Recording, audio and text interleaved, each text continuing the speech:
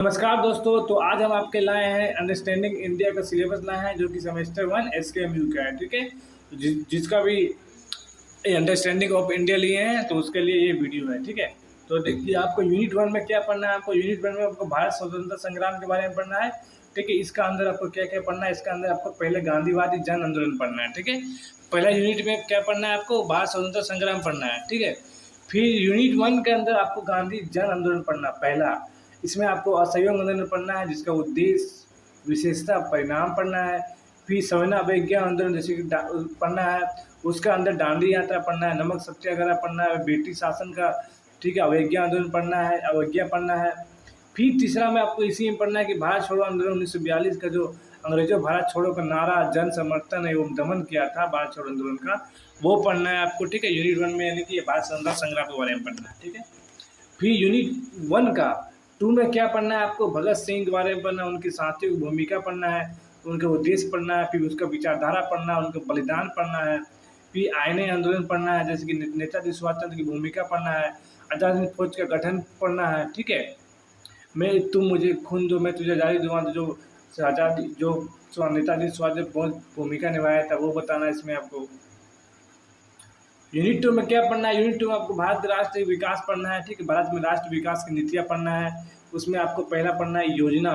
ठीक है, योजना में अवधि में आर्थिक नियोजन के लक्ष्य उपलब्धियाँ पढ़ना है योजना का। फिर जैसे कि पंचवर्ष योजना का उद्देश्य पढ़ना है, प्रमुख क्षेत्र में विकास पढ़ना है, योजना की समीक्षा उपलब्धियाँ पढ़ना है।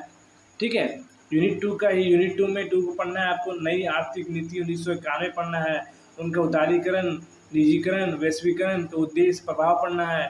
उदारीकरण क्या है, निजीकरण क्या है, वैश्वीकरण क्या है, फिर इनका प्रभाव क्या पड़ा वो बताना है।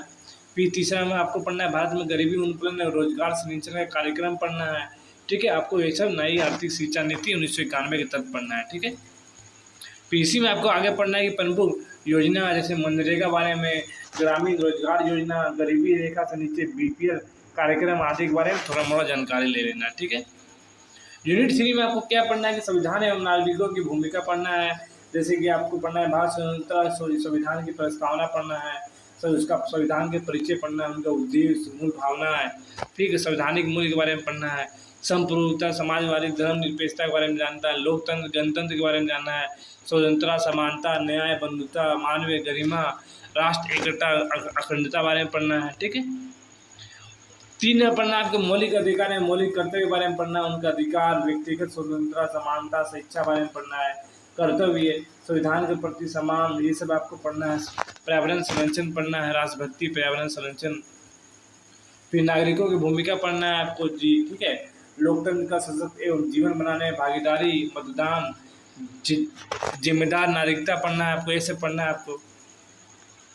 यूनिट 4 में आपको क्या पढ़ना है कि भारत ज्ञान प्रणाली एवं शिक्षा प्रणाली के बारे में पढ़ना है। जैसे कि भारत की ज्ञान प्रणाली के धारणा अनुप्रयोग पढ़ना है, जैसे वेद, उपनिषद, आयुर्वेद, योग, खगोल विज्ञान, गणित आदि के योगदान, प्रारंभिक ज्ञान के आधुनिक उपयोगिता बारे में पढ़ना है। ठीक है, फिर दोनों में पढ़ना है आपको भारत शिक्षा प्रणाली की विशेषता एवं समस्या पढ़ना है, गुरुकुल परंपरा से आधुनिक शिक्षा तक की जानकारी लेना है आपको।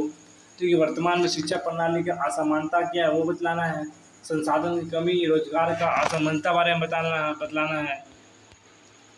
उसी में आपको राष्ट्रीय शिक्षा नीति 2020 के बारे में पढ़ना है। ठीक है, प्रमुख बिंदु में जैसे उसका विकास, मातृभाषा में शिक्षा, नई संरचना नीति बारे में पढ़ना है, कौशल विकास, डिजिटल शिक्षा, ये सब आपको पढ़ना है। ठीक है, तो इस प्रकार हमारा अंडरस्टैंडिंग ऑफ इंडिया का सिलेबस को कवर हुआ। ठीक है, जिसका भी है अंडरस्टैंडिंग ऑफ इंडिया तो अपने दोस्तों को भी शेयर कर दीजिए।